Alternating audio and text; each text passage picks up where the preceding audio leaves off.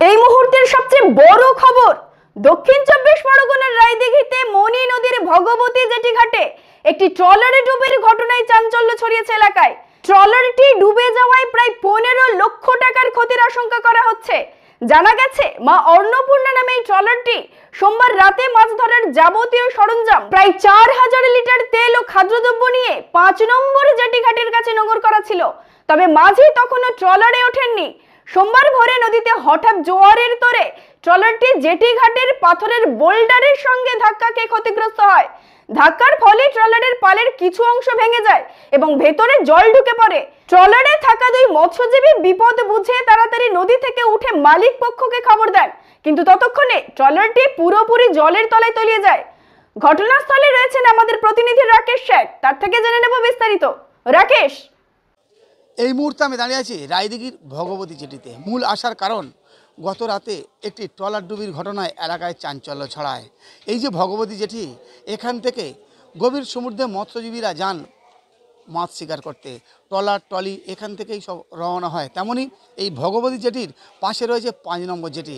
গত রাত্রে মা অন্নপূর্ণা নামক একটি বডি গত রাত্রে গভীর সমুদ্রে মৎস্য শিকার করার জন্য পাড়ি দেওয়ার জন্য কথা ছিল, কিন্তু মাঝি আসার কারণে, মাঝি না আসার ফলে ওই বডিটি কাল ওই 5 নম্বর জেটির আশেপাশেই নোঙর করা ছিল। হঠাৎই গভীর রাত্রে জোয়ার আসার ফলে ওই 5 নম্বর জেটির উপর উঠে যায়। 5 নম্বর জেটির যে বোল্ডার, ওই বোল্ডার ভালোভাবে সংস্কার করা হয়নি, এমনটাই অভিযোগ করছে মৎস্যজীবীরা। ওই বোল্ডার লেগে ট্রলারের কিছুটা অংশ ফেটে যায়, সাথে সাথে হু করে জল ঢুকতে থাকে ওই ট্রলারের। যেমন সূত্রে জানা যাচ্ছে, ট্রলারের মধ্যে 2 জন মৎস্যজীবী ছিলেন। তারা জানতে পেরে হঠাৎই প্রাণ রক্ষা তাগিদে তাড়াহুড়ো করে বেরিয়ে আসে, তৎক্ষণাৎ খবর দেন মালিক পক্ষর কাছে। তবে এখন স্থানীয় যেটুকু জানা যাচ্ছে, কোনো হতাহতের খবর না থাকলেও আনুমানিক ক্ষতির পরিমাণ প্রায় 15 লক্ষ টাকা। কারণ মৎস্য শিকার করতে যাওয়ার জন্য সমস্ত ধরনের মালপত্র গুছিয়ে নিয়েছিল ওই ট্রলারের মধ্যে। এমনই ঘটনায় চিন্তায় ভাঁজ পড়েছেন ওই ট্রলার মালিকের। দক্ষিণ চব্বিশ পরগনার রায়দিঘি ব্লকের মনি নদীর ভগবতী জেটি ঘাটে মাছ ধরার একটি ট্রলার ডুবির ঘটনায় চাঞ্চল্য ছড়িয়েছে এলাকা জুড়ে। স্থানীয় সূত্রে জানা গিয়েছে, মা অন্নপূর্ণা নামে ওই ট্রলারটি সোমবার রাতে প্রায় 400 লিটার তেল, বরফ, মাছ ধরার জাল ও বিভিন্ন প্রয়োজনীয় সাজ সরঞ্জাম সহ 5 নম্বর জেটি ঘাটের কাছে নোঙর করে রাখা ছিল। তবে মাঝি তখনও ট্রলারে ওঠেননি, ফলে সেটি জেটি ঘাটের কাছেই অপেক্ষমান ছিল।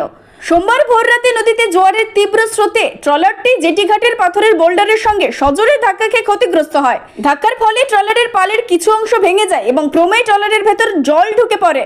ট্রলারে থাকা 2 জন মৎস্যজীবী বিপদ আঁচ করতে পেরে দ্রুত নদী থেকে উঠে গিয়ে মালিক পক্ষকে খবর দেন, কিন্তু ততক্ষণে জোয়ারের তোড়ে ট্রলারটি পুরোপুরি নদীর জলে তলিয়ে যায়।